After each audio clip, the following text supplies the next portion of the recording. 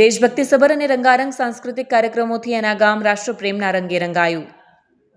પલસાણા તાલુકાના એના ગામ સ્થિત સરદાર પટેલ વિદ્યાલય ખાતે જિલ્લા કલેક્ટર ડોક્ટર સૌરભ પારધીના અધ્યક્ષસ્થાને 15મી ઓગસ્ટ 79માં સ્વાતંત્ર્ય પર્વની સુરત જિલ્લા કક્ષાની દબદબાભેર ઉજવણી કરવામાં આવી. કલેક્ટરે ધ્વજવંદન કરી તિરંગો લહેરાવ્યો તેમજ રાષ્ટ્રધ્વજને સલામી આપી ખુલ્લી જીપમાં પરેડ નિરીક્ષણ કર્યું. આ પ્રસંગે ઉત્કૃષ્ટ કામગીરી બદલ અધિકારી, કર્મચારીઓ, નાગરિકો, 10 બ્રેન્ડેડ અંગદાતાના પરિવારજનોને સન્માનિત કરાયા. દેશભક્તિસભર અને રંગારંગ સાંસ્કૃતિક કાર્યક્રમોથી એના ગામ રાષ્ટ્રપ્રેમના રંગે રંગાયું. જિલ્લા કલેક્ટર ડોક્ટર સૌરભ પારધીએ સ્વાતંત્ર્ય પર્વની શુભકામનાઓ આપતા જણાવ્યું કે રાજ્ય સરકારના વિકસિત ગુજરાતના વિઝનને સાકાર કરવામાં સુરત જિલ્લો એક સમર્પિત ભાગીદારીના રૂપમાં યોગદાન આપી રહ્યો છે.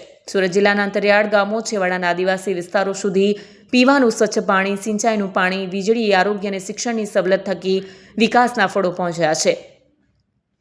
કલેક્ટરે ઉમેર્યું કે સુરત જિલ્લો અને શહેર સ્વચ્છતામાં દેશભરમાં અગ્રેસર રહ્યા છે. દેશમાં સ્વચ્છ શહેરની નામના સુરતને મળી છે. શહેર સાથે નગરપાલિકાઓ પણ સ્વચ્છતામાં અગ્રેસર રહી છે.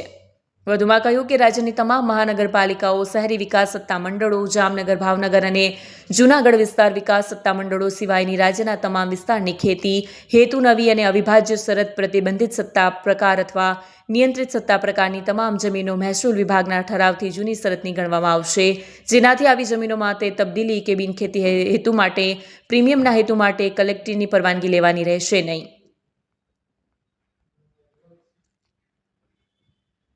કાર્યક્રમના અંતે કલેક્ટર અને મહાનુભાવો દ્વારા સરકારી હાઈસ્કૂલ પરિસરમાં વૃક્ષારોપણ પણ કરવામાં આવ્યું. આ પ્રસંગે જિલ્લા પંચાયત પ્રમુખ શ્રીમતી ભાવિનીબેન પટેલ, સાંસદ પ્રભુભાઈ વસાવા, ધારાસભ્ય ઈશ્વરભાઈ પરમાર, જિલ્લા વિકાસ અધિકારી શિવાની ગોયલ, નાયબ પોલીસ મહાનિરીક્ષક હિતેશ જોઈશર, નિવાસી અધિક કલેક્ટર વિજય રબારી, જિલ્લા વહીવટીતંત્રના અધિકારીઓ, ગ્રામજનો, રાષ્ટ્રપ્રેમી નાગરિકો, વિદ્યાર્થીઓ મોટી સંખ્યામાં ઉપસ્થિત રહ્યા હતા. જગદીશ ભરવાડ, ન્યૂઝ 14 એના. સ્વાતંત્ર્ય પર્વની જિલ્લા કક્ષાની ઉજવણી